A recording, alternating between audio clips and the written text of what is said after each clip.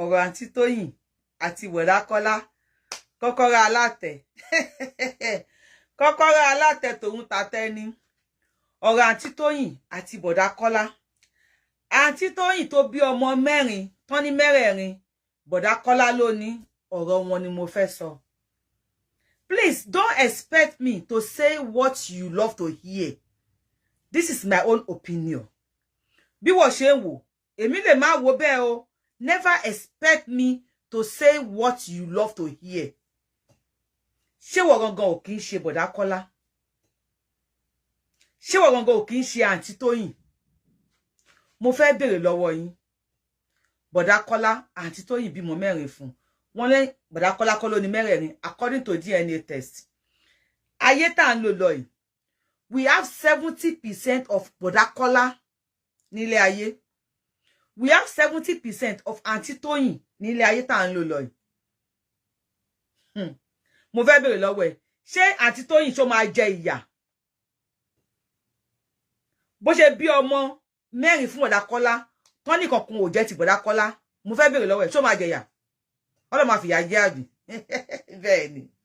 Ṣé àǹtí Tóyìn ṣé àwọn ọmọ ẹ máa jẹ ìyà? Because most of you are saying obìnrin yẹn ó máa jẹ ìyà ní ẹ̀ ń ṣépèlé. Ṣé àwọn ọmọ ẹ náà máa jẹ ìyà? Ẹ̀ ń ṣépèlé àwọn ọmọ ẹ. Let me tell you. Most yín lẹ ń ṣẹ̀. Many people ẹ̀ ń dá ẹ̀ṣẹ̀. Gbogbo yín lẹ ń ṣépèlé àǹtí Tóyìn pé máa jẹ ìyà. Okay, fine. Ẹ já wọnú àgbàmì ètò. Tó bá pé lóòótọ́ àǹtí Tóyìn máa jẹ ìyà. Tàbí tó bá pé ẹ̀yin dá ẹ̀ṣẹ̀. I am not a judge. Omi gbóná lẹ́jọ́, ẹ má yẹ kó dájọ́ yín. Mo fẹ́ bi yín. I am not talking about àǹtí Tóyìn ọ̀dọ̀ kọ́kọ́rọ́ alátẹnisìn. I am not talking about bọ̀dá Kọ́lá ọ̀dọ̀ kọ́kọ́rọ́ alátẹnisìn. I am saying there are many àǹtí Tóyins ní ayé tó ń hùwà yẹn. There are many bọ̀dá Kọ́lás nínú ayé tó ń hùwà yẹn. So quickly. Ẹ sì ẹ ṣé kò ṣe pẹ̀lú ẹ? No. Obìnrin tẹ́ ẹ break heart ẹ tó sọ fún yín pé wàá kó ní tiẹ̀ wájú. Ibi kọ́kọ́ lẹ ti máa kó. Ta ni ẹ̀sì ẹ? Ìwọ bọ̀dá Kọ́lá tó ń wò mí yẹn. Ta ni ẹ̀sì tiẹ̀? Nígbà tí wà tí ẹ̀sì tí ẹ fẹ́ fira yín sílẹ̀. Ṣé ẹ̀sì ẹ ò ṣe pẹ̀lú ẹ pé wàá kó ní tiẹ̀ wájú yà tó fi jẹ mí? Ibi kan ló ti máa kó ní tiẹ̀. Support àǹtí Tóyìn. I am not supporting àǹtí Tóyìn. Mo kàn ń pick ní nǹkan tẹ́yìn èèyàn ń sọ ni. Wípé àǹtí Tóyìn á jẹ̀yà, á ṣe gbá, á ṣàwo. Àwọn ọmọ ẹ̀ wọ́n á jẹ̀yà, wọ́n á ṣe gbá, wọ́n á ṣàwo. Do we know? Bóyá obìnrin kan ló ti ṣépè fún bàbá bọ̀dá Kọ́lá. Wípé ìyá tó fi jẹ mí. Àwọn ọmọ the same way tẹ́yìn ṣépè nísìn. Àwọn ọmọ ẹ̀ á kówó ọkùnrin bẹ́ẹ̀. Àwọn làwọn fi àjà wọn mẹ́. Bóyá bẹ́ẹ̀ ni bọ̀dá Kọ́lá ti kọ́ wọn àgbákò àǹtí Tóyìn. Ó ṣọ́ọ̀kì èmi náà. Bóyá ẹ̀sì kan ní bàbá bọ̀dá Kọ́lá kan ló fi ìyà jẹ tó sọ fún pé àwọn ọmọ ẹ̀ wọ́n kó ohun tó ṣe fún mi. Mo sì ń lẹ̀ ń ṣe pẹ̀lú ẹ̀sìn yín o. Ẹ kí n fi àwọn ẹ̀sìn yín lẹ̀ lójú lásán, ẹ máa fún wọn lépè kẹ́ tó lọ ni. Náà mo fẹ́ bi ẹ́ ìwọ bọ̀dá Kọ́lá tó ń wò mí yẹn gangan.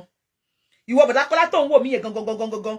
Tó jẹ́ pé kò síbi tó lè ti pọ́nrán ẹ̀ bọ̀. Gbogbo ìwò báyìí títì bọ̀ ni. Gbogbo ejò báyìí jíjẹ ni.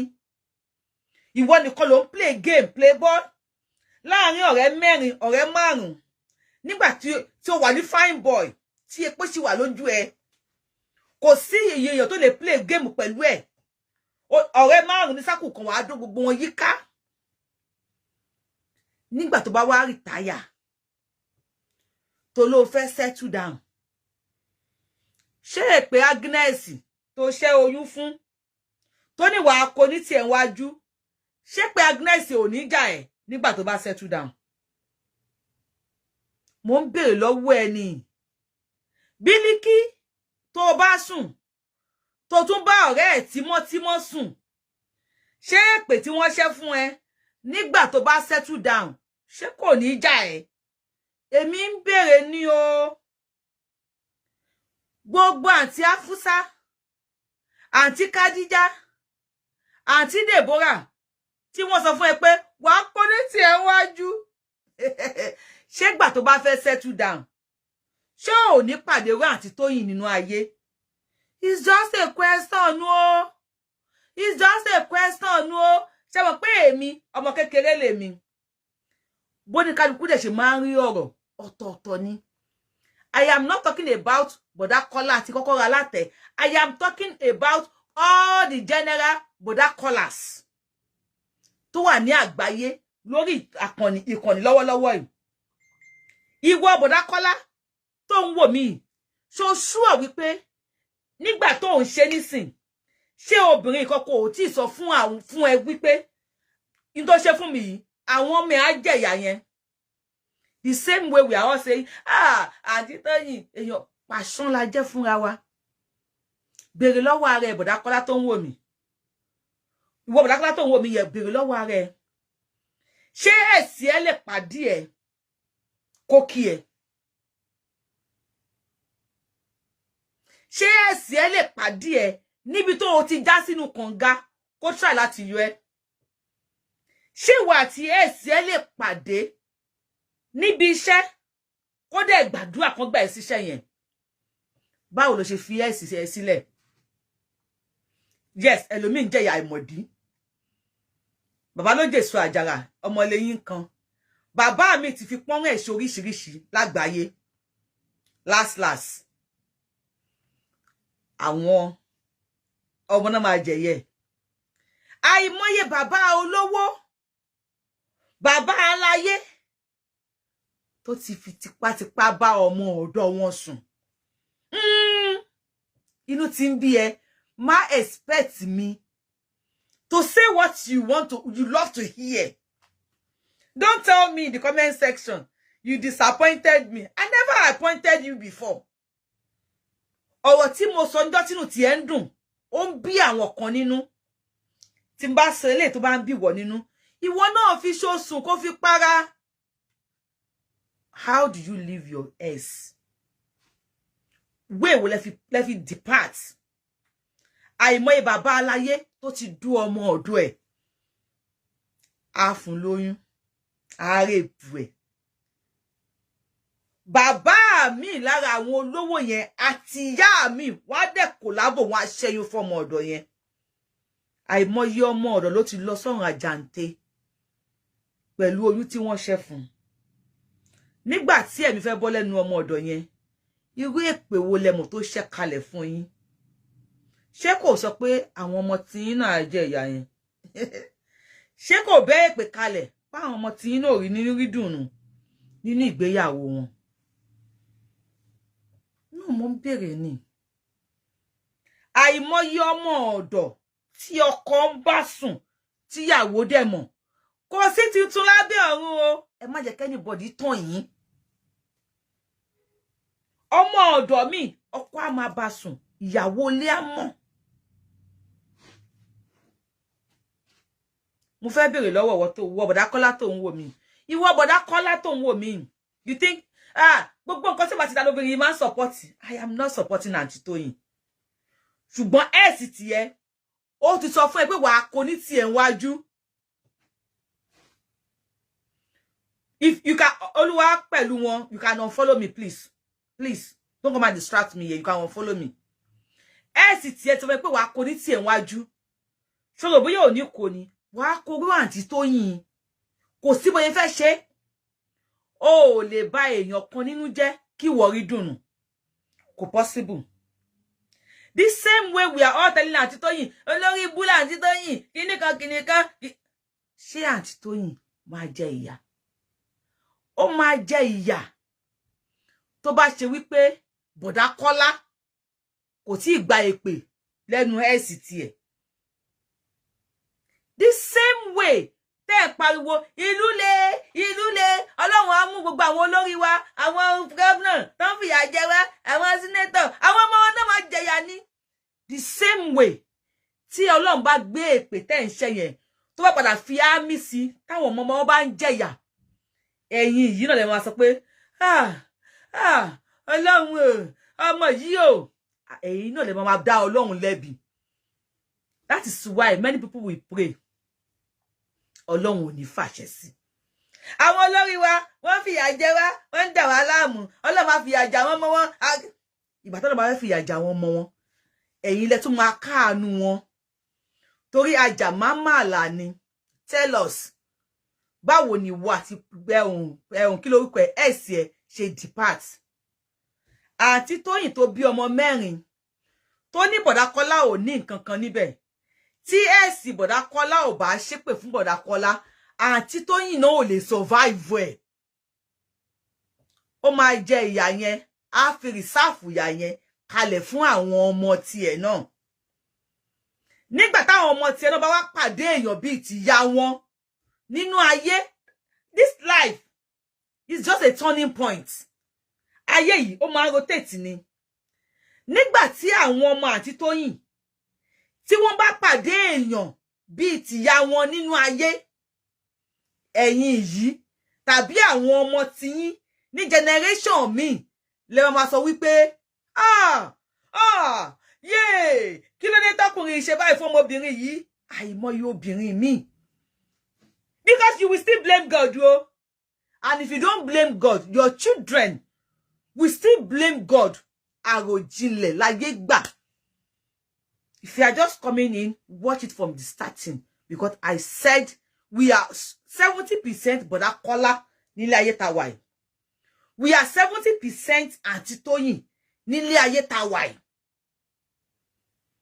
Ẹni tó ṣẹ́ oyún fún ọmọ ọlọ́mọ. Àti ẹni tó ṣẹ́ oyún 6 fún ọmọbìnrin kan. Ìjọ wedding ẹ̀, best friend ọmọbìnrin yẹn ló padà fẹ́.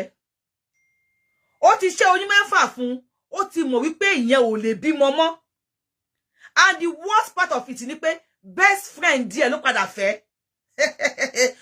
Bó ṣe wá fẹ́ best friend díẹ̀ yẹn tí ẹ bá bẹ̀rẹ̀ sí ní bímọ tó ń gbé wá láti ta. Bóyá èyí tí ò lè bímọ mọ́ náà ó ti ṣépè. Àbó ti lọ síbì kan náà pé wo báwo ṣe lè bímọ mọ́ àbá mi sọ àkọsí ẹ̀ náà domi. Bóyá ẹ̀sìn yẹn ti sọ àkọsí ẹ̀ náà domi. I am not talking about Boda Kola tó wà ní ọ̀dọ̀ Kọ́kọ́rọ́ Alátẹ. I am talking about Boda Kola generally. Bóyá ẹ̀sìn tiẹ̀ náà ti ṣépè fún pé àtọ̀ tiẹ̀ náà máa di omi.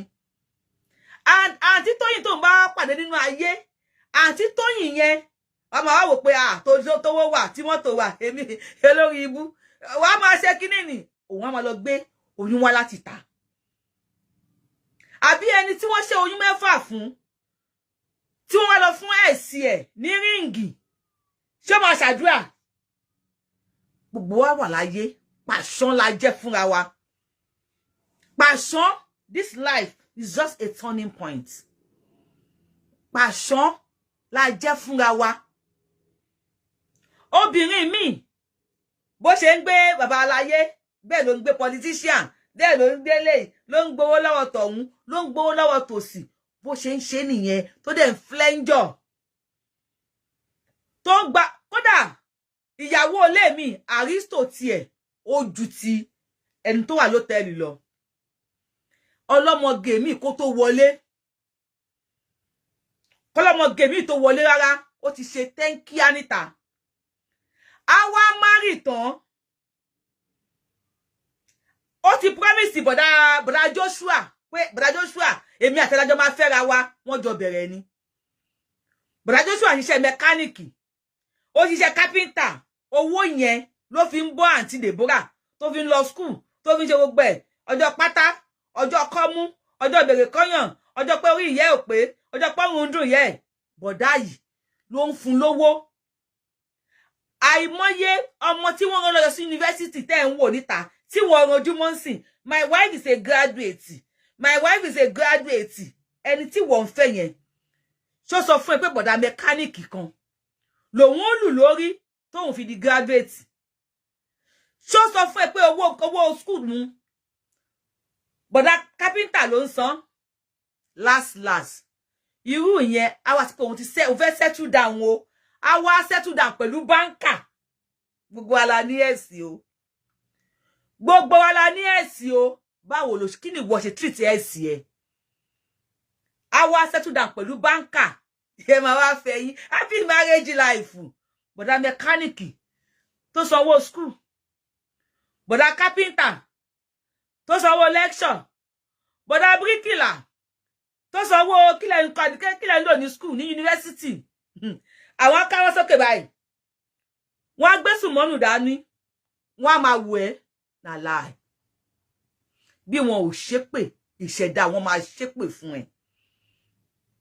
Wọ́n lọ wọ marriage ẹ ò tòrò. Ó rántí ìfàyàlàyà. Ìfàyàlàyà ó jà ó ju ogun lọ. Àìmọye ẹlòmíì má ti jẹ́ abára wa sùn. Jó dalẹ̀ ẹjọ́ ìgbéyàwó na láàyè o. Ó mẹ́ni tó máa fẹ́ o. Ó mẹ́ni tó máa fẹ́ irọ́ ló ń pa o.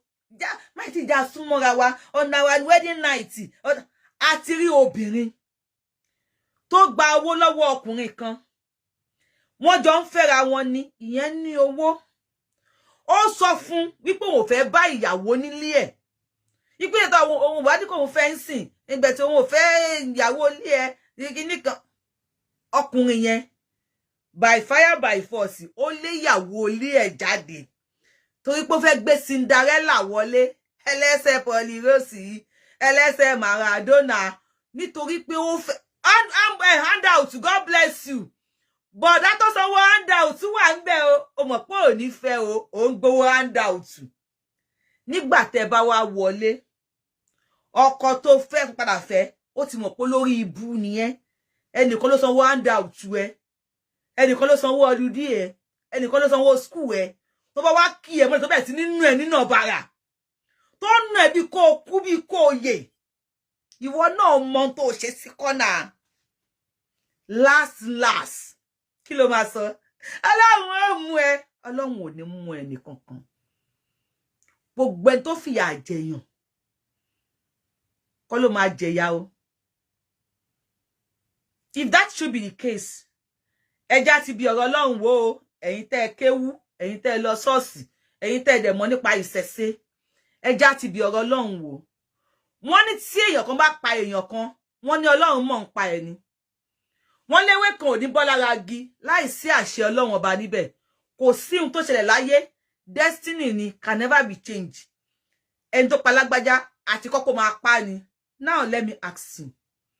Tá a bá ti kọ́ pé ẹni tó pa lágbájá ó máa pa ni. Why tí ẹni yẹn máa wá wọná?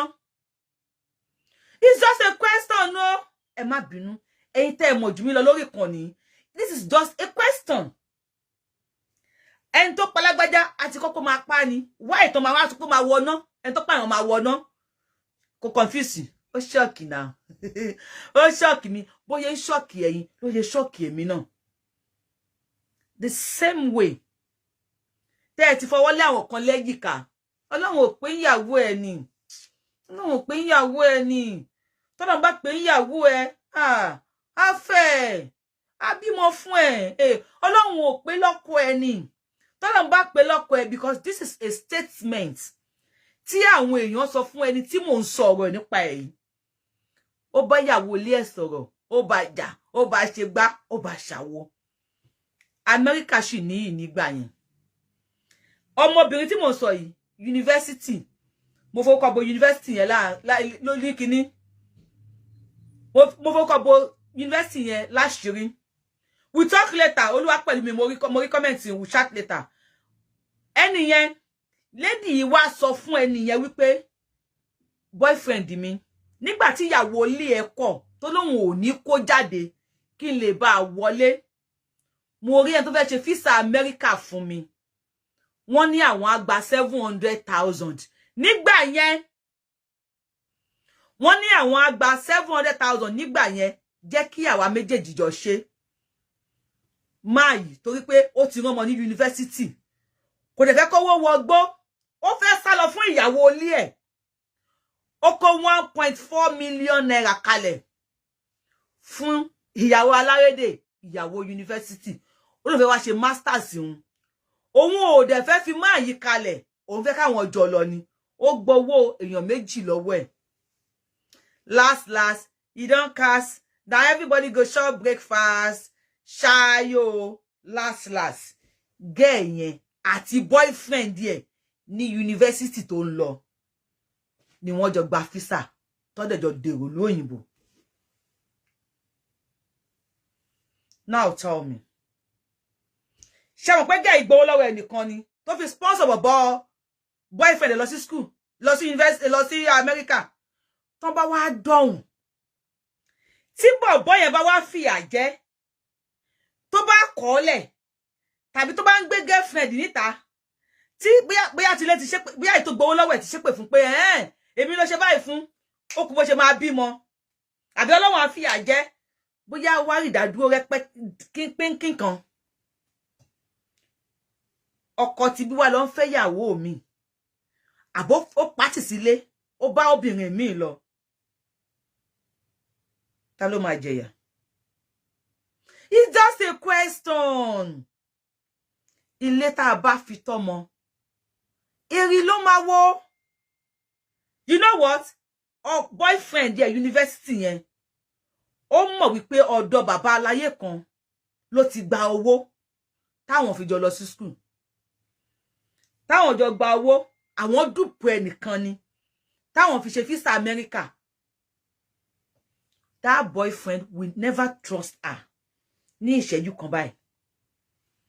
Tó bá ti wá America báyìí, tẹ́sẹ̀ bá ti lè lélẹ̀ báyìí. I believe pé tó ń bá padà lówó, gẹ́ ẹ̀yìn á ṣe tó ṣe fún bọ̀ máa yẹn, á ṣe fún òun. Á bá ẹsẹ̀ sọ̀rọ̀. Ìgbà yẹn lẹ́yìn emotional blackmailer, emotional sympathizer. Ọkùnrin ò dáa. Ọkùnrin ò dáa. Gẹ́ ẹ̀yẹn ló gbowó America. Gẹ́ ẹ̀yẹn ló jẹ́ kíní kan. Gẹ́ ẹ̀yẹn ló sponsor ẹ̀. Emotional tank crier. Ẹ wá gbẹ́kún sẹ́nu. Ẹ bẹ̀rẹ̀ sí ní sunkún. Tell us. Ẹni tó fóun ní visa America. Ṣó ṣàdúrà fún. Ó ṣọ́kì èmi náà. Ẹni tó sanwó handout tó fi lọ sí university. Ṣó ṣàdúrà fún. Ṣé ẹni tó sanwó handout tó fún lọ́wọ́ school tó bá padà já sí ọlọ́pọ́n, ṣó ṣàdúrà fún. Are you Boda Kola? Ask yourself, báwo ni wà àti ẹ̀sì ẹ̀? Ṣé ẹ̀sì ẹ̀ ò máa jí lójoojúmọ́ kó máa gbé èpè burúkú fún ẹ? Ṣé ẹ̀sì ẹ̀ lè pàdé ẹ wípé o fẹ́ fẹ́ ẹni tó mọ̀? Kó dẹ̀ pé ó ga ọ̀rẹ́ mi ló ń fẹ́ ń sìn. Ọlọ́run á ṣe yín lọ́kọ ọkọ ìyàwó ara yín dalẹ́ o. Ṣé ẹ̀sì ẹ̀ lè sọ bẹ́ẹ̀? Oyún mélòó ló ti ṣẹ́ fún ẹ̀sì ẹ̀? Ṣé ẹ̀sì tí ẹ sì lè bímọ mọ́? Ìwọ dẹ̀ fẹ́ yàwó, ó yin ni pínpínpínpínpínpínpínpínpínpín. Ẹ̀sì ẹ wà nílé ọkọ mi tóun ò bímọ. Ṣé á ṣàdúrà fáwọn ọmọ tí wọ́n bí, àbá fún wọn lépè? Ṣé ẹ̀sì ẹ ò ní sọ pé gbogbo àwọn ọmọ tó bí wọ́n á pàdé irú àǹtí Tóyìn nínú ayé? Ẹ ti ń bínú, ẹ má bínú. That's why I said, don't expect me to say what you want to hear. There's something called law of karma. Ó lè má jẹ́ Boda Kola ló ṣe ohun tó ń jẹ ìyá ẹ̀. Ṣé kìí ṣe ìyá Boda Kola ṣá? Ṣé kìí ṣe bàbá Boda Kola ṣá? Ṣé kìí ṣe ìyá ńlá ìyá pọ̀nrí mọ pọ́npọ́npọ́npọ́npọ́n Boda Kola? Ṣé kìí ṣe ìyá ńlá ìyá pọ̀nrí mọ pọ́npọ́n ìyá ńlá ìyá bàbá Boda Kola ló ṣe? There's something called ẹ̀san. Ẹ̀san kò gbóògùn o, ẹ̀san ake o, ẹ̀san ake. Ẹ ṣe ní ire torí ọ̀la. Ó ń bí ẹ nínú, má bínú. Bí wọ́n ṣe rí nípa àǹtí Tóyìn, ó jẹ́ ìbí Boda Kola. Ṣùgbọ́n mi ń bi ẹ́ pé èpè tó ń ṣe fún àǹtí Tóyìn, ṣé kìí ṣe pé ìwọ náà tún ń ṣẹ̀ sí Ọlọ́run? Ṣé kìí ṣe pé fámílì ẹ̀ kan ni wọ́n dìran Boda Kola kan ni wọ́n ti ṣe ìkà fún, tó wá ṣépè fún wọn pé àwọn ọ̀ràn dìran yín wọn ò ní gbádùn? Ṣé kìí ṣe pé fámílì tiẹ̀, are you sure pé bàbá Boda Kola ò kìí ṣe ẹ̀sì màmá tiẹ̀? Ṣé kìí ṣe mọ́mí ẹ ló ṣépè fún bàbá Boda Kola? Ipa pàdé wá àǹtí Tóyìn nínú ayé. tí side Bọ̀dá Kọ́lá bá plain tó clean tí kì í ṣe pé ẹ̀san ló ń jà tí kì í ṣe ẹ̀san o àǹtí Tóyìn náà bó ṣe ń lọ nínú ayé ẹni tó bímọ mẹ́rẹ̀ẹ̀rin fún mo fọ Ọlọ́run bá mo lè fi ògùn ẹ̀gbárí máa yẹn ò ní fẹ́.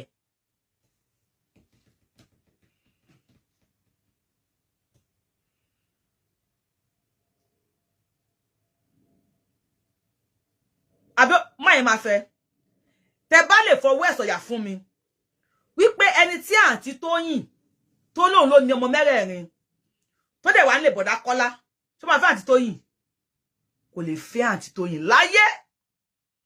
ṣekú tó pẹ́ lẹ́dìyẹ ṣó yẹ kó padà tún pè léwúrẹ́ ikú tó pẹ́ lẹ́dìyẹ ṣó yẹ kó padà tún pè léwúrẹ́ ikú tó pẹ́ lẹ́dìyẹ kò ní pa léwúrẹ́. ọmọ mẹ́rẹ̀ẹ̀rin kò sí ti Bọ̀dá Kọ́lá ń bẹ̀ time tí wọ́n ń dóra wọn for 16 good years no fi dóra wọn o 16 good years ni wọ́n fi bára wọn sùn àtọ̀ Bọ̀dá Kọ́lá kò dẹ̀ ṣe mistake kan ẹyin kan kó fọ́ ẹyin kan kó germinate no àti Tóyìn oníṣìnà ni ó ń dọ́kọ̀ká bẹ́ẹ̀ ṣe sọ yẹn mo gbà bẹ́ẹ̀ èmi gbà bẹ́ẹ̀ èmi ò bá yín jiyàn but kí ló dé tí spam Bọ̀dá Kọ́lá tí ò ṣe mistake germinate crack ẹyin kan kó wá di oyún àwọn Bọ̀dá Kọ́lá the man already have 5 kids. Which man? Okay, boyfriend the Aunty Toyin. Now, mo fẹ́ béèrè lọ́wọ́ yín. Ṣé Aunty Toyin ló disfẹ́jìn Bọ̀dá Kọ́lá? Ẹ ti ń bínú. Ó yẹ má bínú. Ṣé Aunty Toyin ló disfẹ́jìn Bọ̀dá Kọ́lá? Ẹ sọ̀rọ̀. Dẹ̀ down. Aunty Toyin ló disfẹ́jìn Bọ̀dá Kọ́lá. Aunty Toyin kọ́. Bọ̀dá Kọ́lá wọ́n láwọn ti jáde university àwọn serve lọ́wọ́ làwọn pàdé Aunty Toyin. Bọ̀dá Kọ́lá Òdòbórì. Ṣé Bọ̀dá Kọ́lá Òdòbórì tí wọ́n fi lọ primary school, secondary school, university tí wọ́n fi serve tí wọ́n fi pàdé Aunty Toyin. Wọn ò bóbìnrin kankan sùn rí. Ṣé ẹnìkan lóyún fún wọn rí? Ṣé ẹnìkan sọ fún Bọ̀dá Kọ́lá pé Kọ́lá o kí ni ta dẹ̀ ṣe yẹn o ó dẹ̀ di oyún o? Ṣé ẹnìkan lóyún fún Bọ̀dá Kọ́lá rí? Má bínú ẹ dá mi lóhùn. Ẹnìkan lóyún fún Bọ̀dá Kọ́lá rí? Kò sí. Tí ò bá sẹ́ni tó lóyún fún Bọ̀dá Kọ́lá rí tí Bọ̀dá Kọ́lá dẹ̀ live pẹ̀lú obìnrin kan for 16 years tí àtọ̀ wọn ò dẹ̀ crack ẹyin kankan lára obìnrin yẹn, Bọ̀dá Kọ́lá ní ìdí àyẹ̀wò. Wọ́n ní láti rí medical doctor. Kí ló ń ṣe wọn lágọ̀ọ́ ara? Tọ́n fi jáde university wọn ò fúnyàn lóyún rí.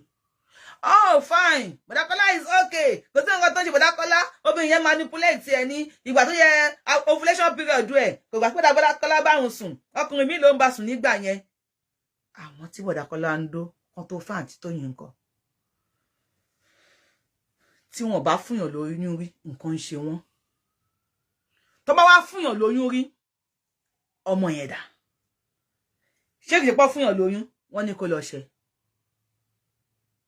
No, mo ń béèrè ni. Ó dìp, ó máa dìpù. Ọ̀rọ̀ Yorùbáwùyí máa ń dìpù. Ọwọ́ tèmi, ó máa ń dìpù nìyẹn. Ilé ayé yìí, ó dìpù. Ilé ayé yìí, ó kẹnu. Ilé ayé tẹ̀ ń wò yìí, ó kẹnu, ó jinú. This is why I'm saying this to all my fans. Don't judge. Omi gbóná lẹ́jọ́ o. Don't judge. Má jẹ́ kó dájú ẹ. Má bá wọn dájú ẹnìkan. Má bá wọn ṣe èpèlé ẹnìkan. Ohun tá a ṣe lénìí, ọ̀rọ̀ ni ó máa dà tó bá di ọ̀la. Ẹlòmíì tó ń jẹ ìyà lọ́wọ́ báyìí. Hey! Tọ́lọ́run bá lè ṣí gàgà. Ẹ̀san tó ń gbà pẹ̀lú ìyà tó ń jẹ. Ẹ̀san tó ń gbà pẹ̀lú ìyà tó ń jẹ. Tọ́lọ́run bá ṣí gàgà ẹ̀ fún yín. A ṣe yín bákan. ẹnìkan ní is it by force to impregnate someone in university? Moses, mi ò ní bẹ́ẹ̀ argue. Opinion ti ẹ nìyẹn. You have the right to your opinion. This is my opinion. Boda Kola is 44 years of age. So during that 44 years of his age, of his existing on this earth, kò sí ọmọ tó bá sùn lásìkò ovulation period ẹ̀. No, mo ń bèrè ni. It's not by force to impregnate someone during university, but ọgbọ́n wo lẹ dá sí.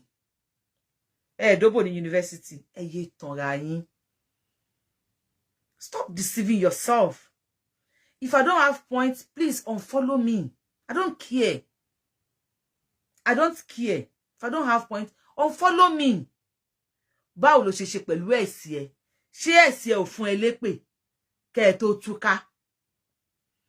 Èèyàn mélòó ló ti promise kó tó fẹ́ ìyàwó ilé ẹ? Èèyàn mélòó ló ti promise wípé wàá fẹ́ kó tó fẹ́ ìyàwó ilé ẹ? Ọmọ mélòó ló ti jí owó ìyá ẹ fún ẹ? We have all 70% of the entire existence. We are Boda Kolas and Aunty Toyins. Èèyàn mélòó ló ti jí owó ìyá ẹ fún ẹ? Kó fi lọ ṣe interview, kó fi wọ mọ́tò lọ with the name of máa fẹ́. Ọmọ oko mélòó ni wọ́n ti dó? In the name of Boda Kopa, Boda Kopa, Boda Kopa, ìmú ọ̀rẹ́ kó. Sale ko, Boda Kopa ẹ fẹ́ mi ń lọ seko. Mélòó ló ti ṣe ṣùkú. Mélòó ló ti pọ́n ẹ bọ̀ lábẹ́? In the name of máa mú ẹ lọ seko, wọ́n rí Boda Kopa. Boda Kopa, ìmú ẹ tẹ́ mú mi rè ko, ìmú ọ̀rẹ́ kó. Tó ti bá sùn. Last. Shop and clean out. Ọmọ ṣe ìtàn ọmọ yọrùn ló jẹ́. Ọmọ ṣe ìtàn ọmọ gbági òun ló jẹ́. Má worry. Ó ń ṣe jọ ni. Wàá bá níbi tó fi sí. The same way. Ìwọ tó rò bóyá ń lùyàn ní jìbìtì lẹ́nu. Ìdá olùyàn ní jìbìtì ara ni. Ìdá olùyàn ní jìbìtì owó ni. What goes around comes around. Something must something for something to be something. Ayé yìí nìyẹn o. Bẹ́ẹ̀ ẹlòmíì tó ń lù lẹ́nì, tó ń lù yọ. Ẹ má dára yín láàmú o. Ó lè jẹun tí ìyá ẹ̀ tàbí bàbá ẹ̀ ti ṣe síwájú ni. Wàá róbìnrin mi kò ní fine. Bá pẹ̀ tí mo rí ni. Àgbẹ̀bí Yorùbáwùyí ni. Orí àtúntóbi, ẹsẹ̀ àtínrín. Wo, o fẹ́ gbọ́? Ask yourself. I am a pretty lady. Mo níwájú, mo lẹ́yìn. Mo fine, mo dúdú, mo ń dán bí kóróṣin. Mo pupa, mo dàbí ọ̀lẹ̀lẹ̀ àwẹ̀. Ask yourself. Why is your boyfriend cheating on you? Pẹ̀lú àmú ẹba lady. Ó ṣọ́ọ̀kì ẹ̀. Ó máa ṣọ́ọ̀kì ẹ̀. Ìyàwó ẹlòmíì dàbí ẹgbára. Why? Tí ọkọ ẹ̀ ń cheat pẹ̀lú obìnrin onídìí fry pan. Ẹlòmíì ló ń ṣe ìdí torí ọkọ, torí ọkùnrin. Wàláì. Last. Tó wọ́n máa rí ẹni tí ọkọ ẹ̀ ń cheat pẹ̀lú ẹ̀. Ìdí ẹ̀ máa rẹ́ mẹ́yìn báyìí. Fry pan. Ìdí ẹ̀ máa sún sókè báyìí. Bí ìdí àwọn shiny. Ni ìdí ẹ̀ ṣe máa rí. Ṣé ìdí tí wọ́n lọ fowó ṣe? Ṣé wàá ti pín ìbọ̀ wá fi jó ni? Such is life.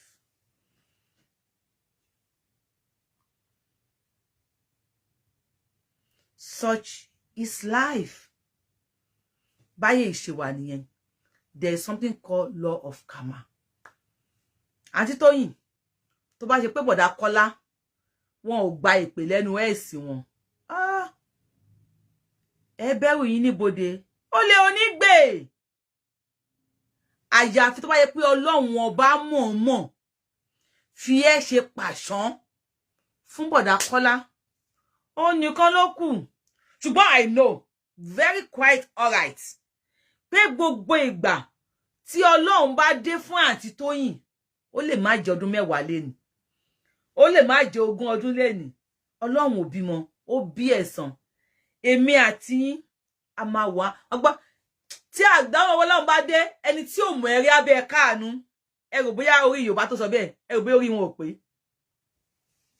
Yorùbá ní wo ohun tó ṣe fún mi tọ́lọ́ máa fi yẹ ẹ̀ jẹ́ ẹni tí ò mọ̀ ẹ̀rí abẹ́ káànú ṣé rò bóyá Yorùbá tó sọ bẹ́ẹ̀ ẹ rò bóyá orí Yorùbá ò pé ẹni tí ò mọ̀ Àǹtí Tóyìn rì abà káànú mo sì tẹ́ ń ṣépè nísìn ẹ ní dá Àǹtí Tóyìn mọ̀mọ́ ń gbà yẹn ẹ tún máa bá Àǹtí Tóyìn káànú Ọlọ́run o kí ló tó wá ṣe báyìí fún máa yìí òun náà ti darúgbó ńgbà ìgbó àti ìdàgbà tàbí tó bá pọ̀ mọ́ Àǹtí Tóyìn kan ló lọ forí kó skíbọ̀ ló forí kó jápìn gbogbo yín gbogbo wa àtàwọn ọmọ wa náà la máa bá ọmọ náà káànú Bọ̀dá Kọ́lá ogun lẹ́wà Ọlọ́run á tú yín nínú ẹ̀ Ọlọ́run á là yín o Àǹtí Tóyìn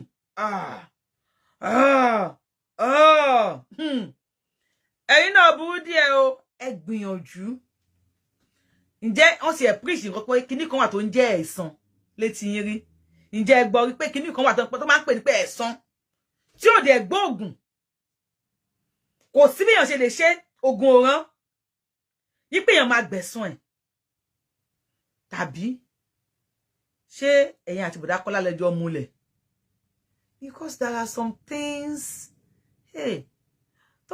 ẹjọ́ ọkọ àtìyàwó ló ṣòro dájú o there are some things some ẹjọ́ tí wọn ò ní rò síta ṣé kì í ṣe àmọ̀ sí yín ṣé kì í ṣe pẹ́jọ́ mọ̀ nípa ẹ̀ tẹ́ ẹ̀ bá jọ mọ̀ nípa ẹ̀ tẹ́lẹ̀ mọ̀ pé Bọ̀dá Kọ́lá kò lè fúnyàn lóyún why are you there why tẹ́ wà ń bẹ̀ ìzídà kò yẹ pé Ọlọ́run fi ń ṣe pàṣán fún Bọ̀dá Kọ́lá tàbí Ọlọ́run mọ̀ọ́mọ̀ jẹ́ kẹ́yìn wùwà yẹn kẹ́ lè bá jẹ́ igi láritì ṣé gẹ̀yà kẹ́ lè bá jẹ́ lọ́jọ́ iwájú ni torí ẹ lè mú jẹ gbé o ẹ lè mú jẹ gbé kò possible kẹ́ mú jẹ gbé now ọ̀rọ̀ Bọ̀dá Kọ́lá again ìyá Bọ̀dá Kọ́lá wọ́n láwọn sì ní ìyá láyé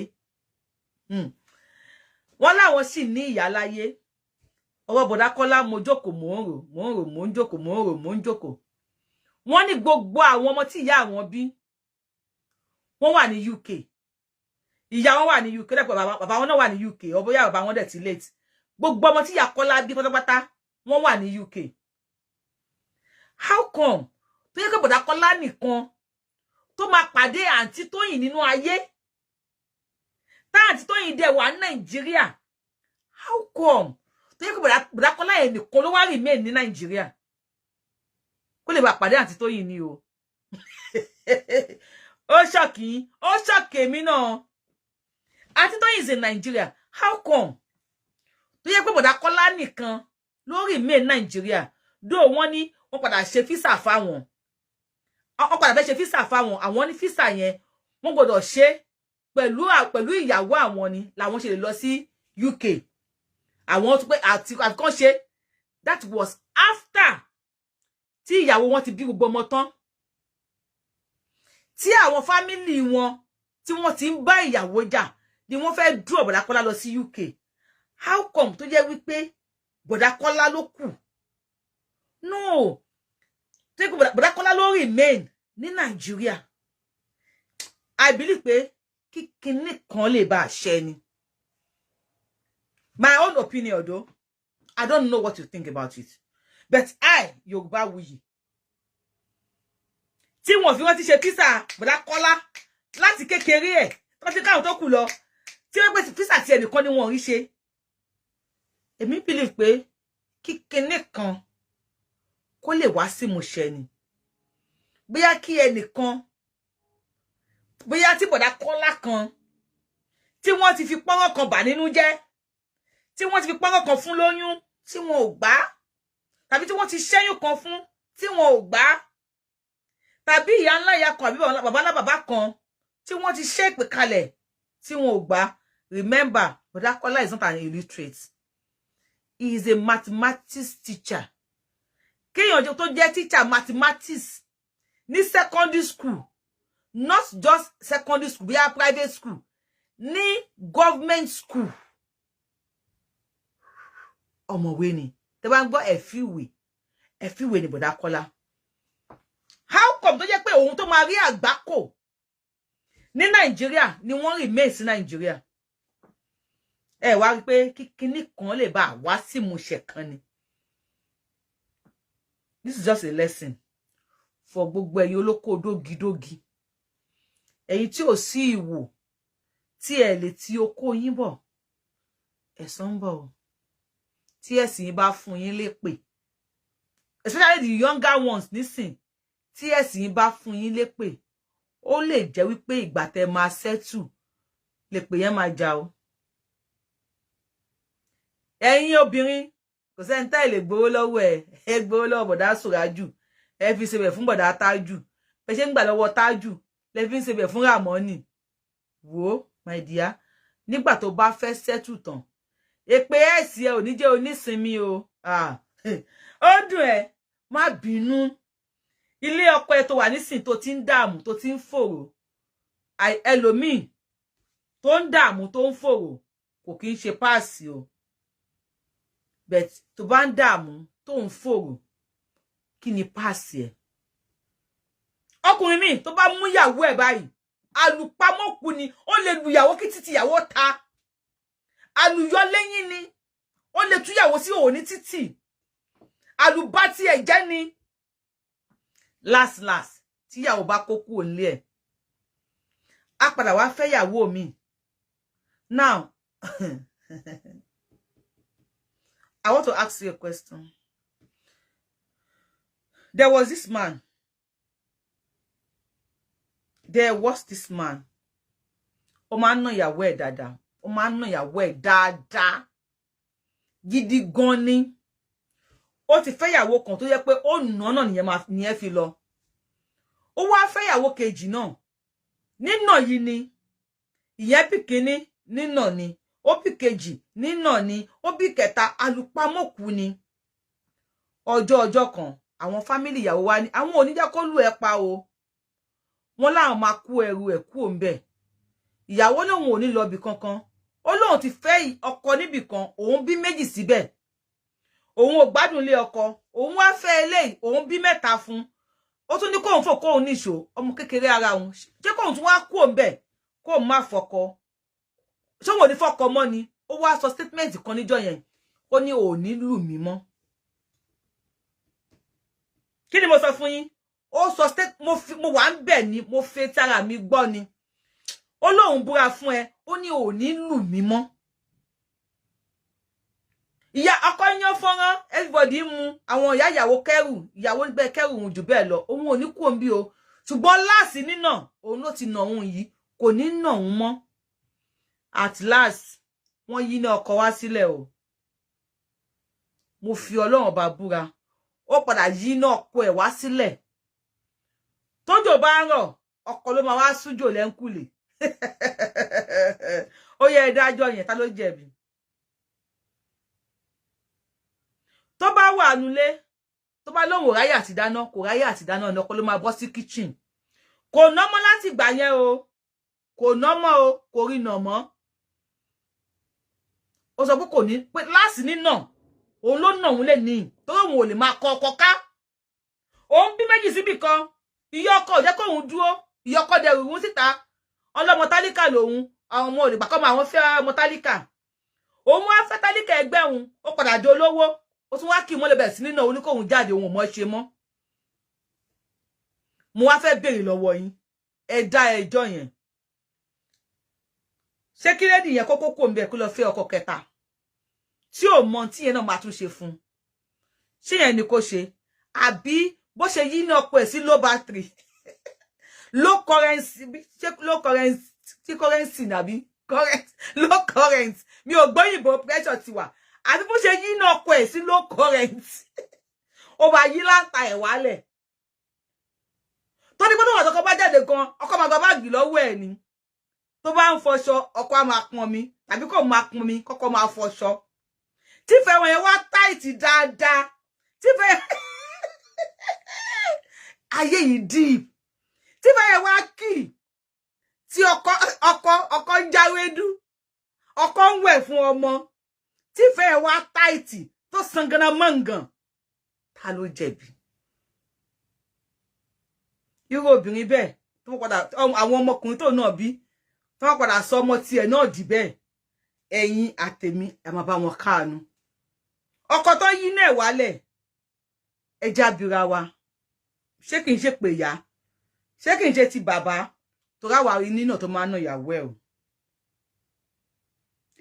Èmi witness ẹ̀ dáadáa. Ìjọ tí ìyàwó sọ pé ò ní nà mí mọ́, gbangba ta ló ti sọ. Ò ní nà mí mọ́. Tó bá nà ìyàwó ẹ̀ báyìí.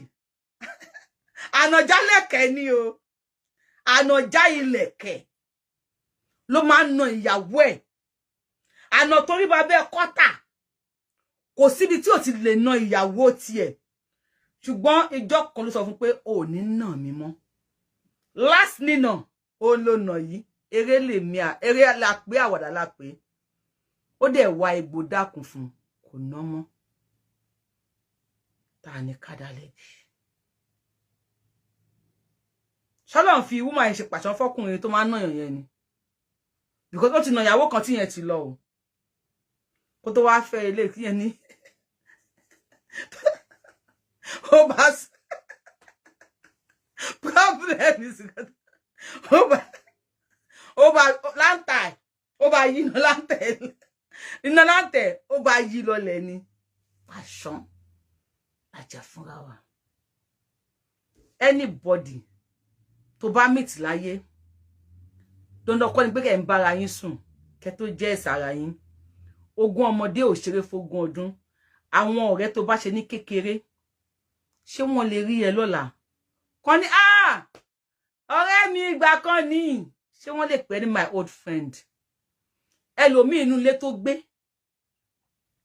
táwọn ará ilé yẹn bá pàdé ẹ̀ lójú ọ̀nà wọ́n á torí bọ gọ́tà ni o. Àbí kó jẹ́ bẹ́ni pé àwọn ń sùn nínú bọ́ọ̀sì torí wọn ò fẹ́ kán mọ àwọn ọmọ wọn ò fẹ́ kí. School tó lọ ńkọ́, ibi tó ti ṣiṣẹ́ ńkọ́, àwọn ex worker ẹ̀ ńkọ́, àwọn ọmọ tí wọ́n ṣiṣẹ́ lábẹ́ ńkọ́, àwọn ex ẹ̀ nìyẹn.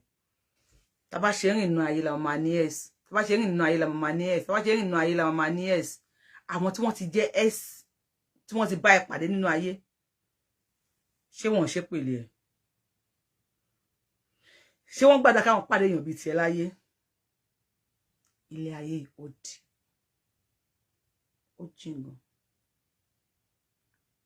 Àwọn tí wọ́n ń jẹ aláǹgbà ní ìdílé wọn lẹ́nu ex ẹrú, I will call her ex ẹrú nínú family wọn ló ṣépèlé wọn wípé àwọn ọmọ wọn wọ́n gbọ́dọ̀ máa jẹ aláǹgbà tó bá ti bímọ. Ilé tí wọ́n ti ń jẹ àtẹ́ ex ẹrú ló ṣépèlé wọn. Ilé tí wọ́n ti máa ń sun ẹni orí ẹni parapara no máa ń sùn tó máa bímọ ìyàwó wọn fún 9 days. Wọ́n gbọ́dọ̀ sùn orí bed, orí ẹ kò sí bí lè ṣe lè tutù tó, orí ẹni parapara no máa sùn. Wọ́n gbọ́dọ̀ sùn síbi tó bá ga ni. Ẹni tó bá fi lè ga jù lẹ́lẹ̀ lọ, wọ́n gbọ́dọ̀ sùn sórí ẹ̀. Wọ́n lè tẹ́ rọ́ọ̀gì sílẹ̀ kan sùn sórí ẹ̀. Ṣùgbọ́n wọ́n gbọ́dọ̀ sùn síbi tó bá ga jù lẹ́lẹ̀ lọ. Ex ẹrú ló ṣépè fún wọn. Lot of things. Àìmọye àwọn bàbá wa láyé àtijọ́ tí ìyàwó ilé wọn ẹrú tó bá ní wọ́n tún máa kó bá sùn fẹ́ ẹrú, wọ́n á máa dú ẹrú. Tí ìyàwó tó dẹ̀ wà ń lé wọn tó bá pé òun ò bímọ, tẹ́rú bá lọ lóyún olóṣì kan, inú kan ta sóko mi àbí kan poison ẹ̀. Àwọn bàbá yẹn, àwọn ìyá yẹn, wọ́n commit àìmọye atrocity láyé àtijọ́. Tèmi àti yín ni pé ègún ìdílé, èpè ìran, Ọlọ́run má jẹ́ kó ṣẹlẹ̀ wa lórí tọkọtọmọ. Tá bá rí bàbá tàbí ìyá tó ti jèso àjàrà látàyè 19 gbọngbọrọ, Ọlọ́run má jẹ́ kéyín kan mí tọkọtọmọ o. Tá bá rí ìyá àbí bàbá kan tó ti fẹsẹ̀ gún ẹ̀gún látàyè 19 gbọngbọrọ, Ọlọ́run má jẹ́ kan yọ lẹ́sẹ̀ mi o. Bàbá máa ń jèso àjàrà, eyín máa kan mọ́. Ẹ̀gún máa gún ìyá lẹ́sẹ̀, ó máa yọ lẹ́sẹ̀ ọmọ. Ẹ̀san. ẹ̀san kò gbóògùn o ẹ̀san ake o ẹ jọ̀ọ́ ní comment section ìtàn ìyá obìnrin tí àtọkùnrin tí mo sọ fún yín yẹn ẹni tó bá jẹ̀bi ẹ bá mi kọ sí comment section. People are saying I supported you ma for that idea. Ẹnìkan ní problem is equal to solution. Ó lágbára o. But àwọn ọmọ tóbìnrin yẹn náà bí tán bá dàgbà ṣé àwọn náà ò ní pàdé èèyàn bí ìyá wọn tó máa fáwọn náà léwé jókòó jẹ́. Ọlọ́run á ṣàánú wa. Ẹ ṣé mo dúpẹ́. Yorùbáwùyí lórúkọ tèmi o. Yorùbáwùyí ni mò ń jẹ́. Whenever you are coming on my page, don't expect me to say what you love to hear every day. Bí ṣe ń sọ̀rọ̀ yìí, àwọn kan ní well said ma. Eléyìí deep gan o. Ó dùn mọ́ àwọn kan. Kò dùn mọ́ wọlé ni. Mo lè ṣe show mi lọ́la. Tó máa bá topic mi dé. Tó máa dùn mọ́ wọ. Rántí pé kò tún ní dùn mọ́ àwọn kan.